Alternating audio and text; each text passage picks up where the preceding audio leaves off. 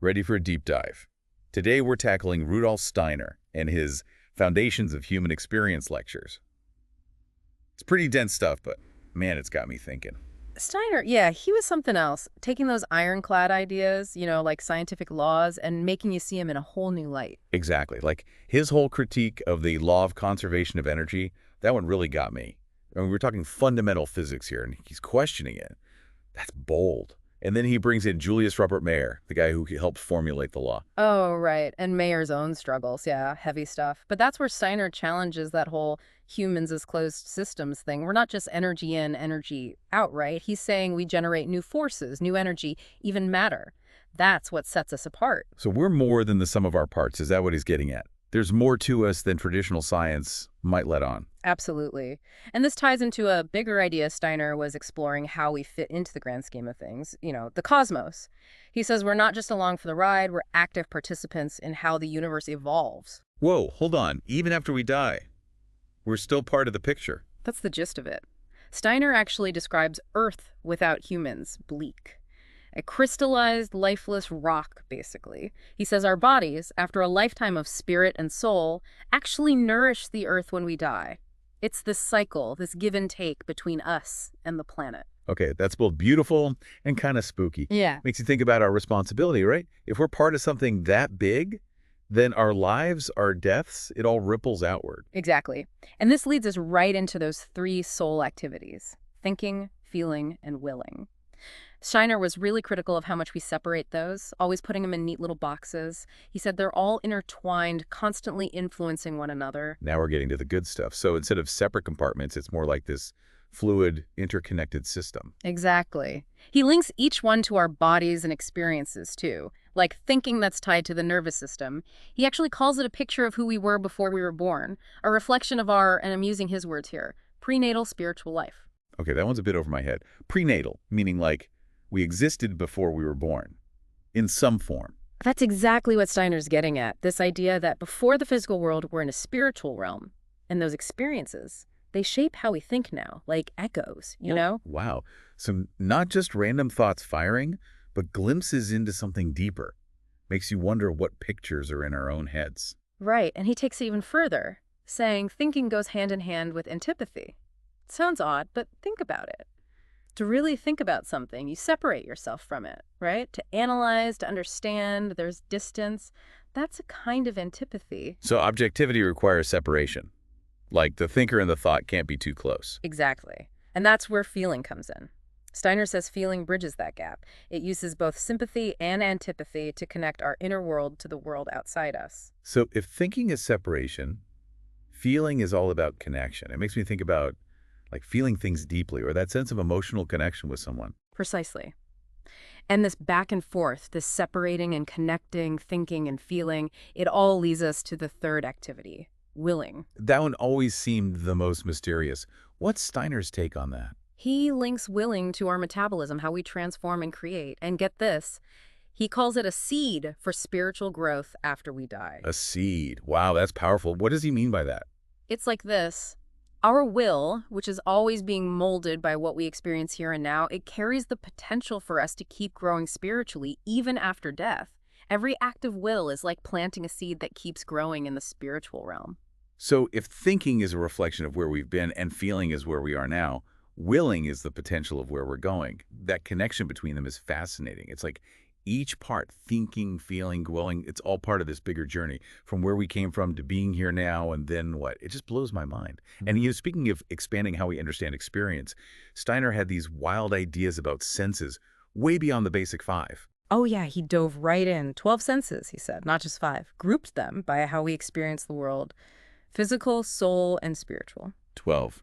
Okay, now you got to break that down. I can barely wrap my head around the first 5. What other senses are we supposedly missing out on? Well, on top of the usual suspects, seeing, hearing, all that, he's got things like balance, our sense of movement, how we know where we are in space, even a sense of life, like awareness of the life force inside us, around us. A sense of life, huh? That's kind of cool, actually. It's like you walk into a forest and you just feel it, that energy. that the kind of thing he meant? Exactly. That subtle energy, that web of life we often miss. Oh, and he also talks about the sense of our own I, self-awareness, that ability to look inward, to know we're individuals.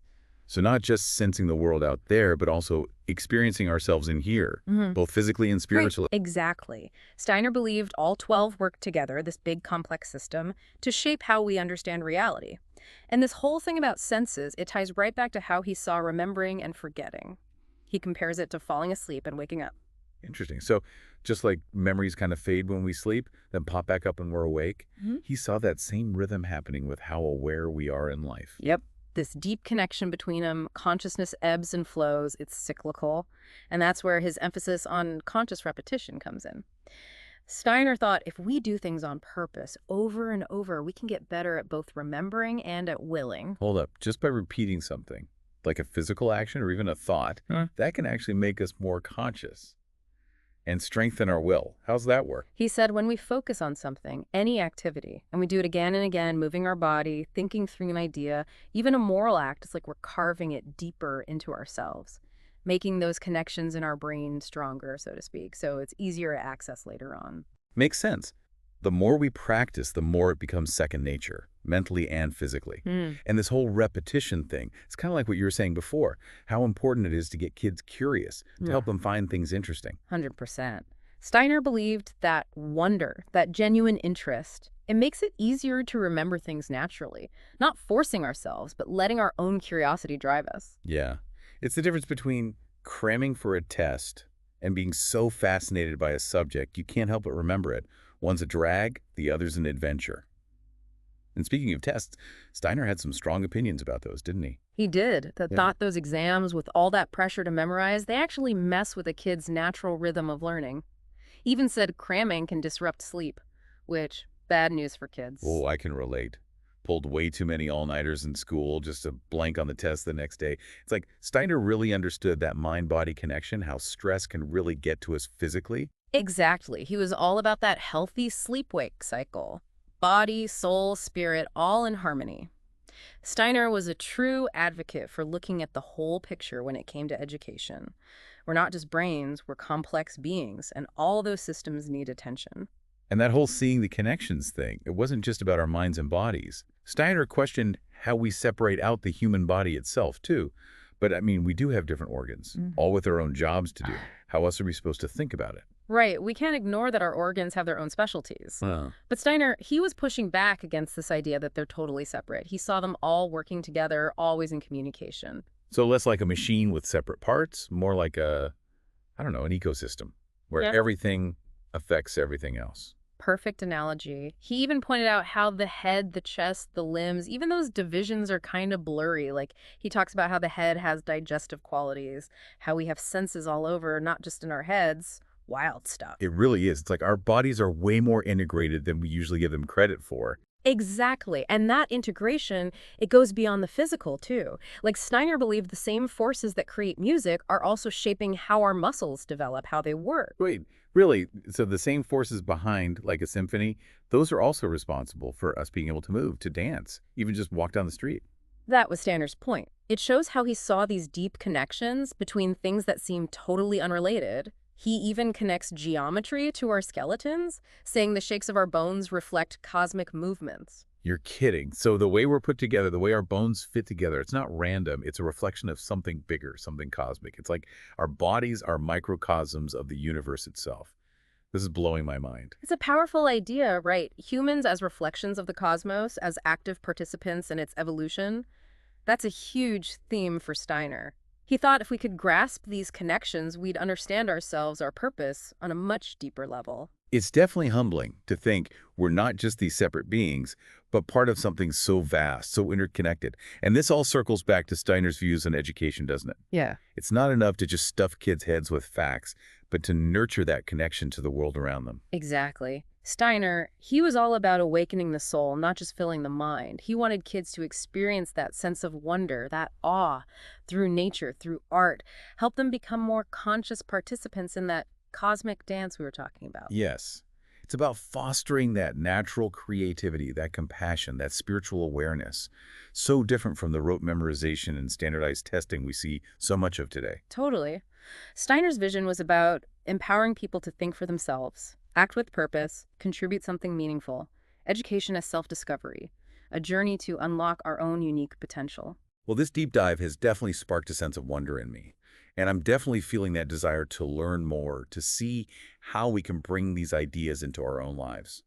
Steiner's vision of education feels so relevant, especially now when we're bombarded with information, but often feel so disconnected from ourselves, from each other, from the natural world. It's a vision that challenges us to approach life and learning with that fresh sense of curiosity, that openness, and a deep appreciation for how everything's connected.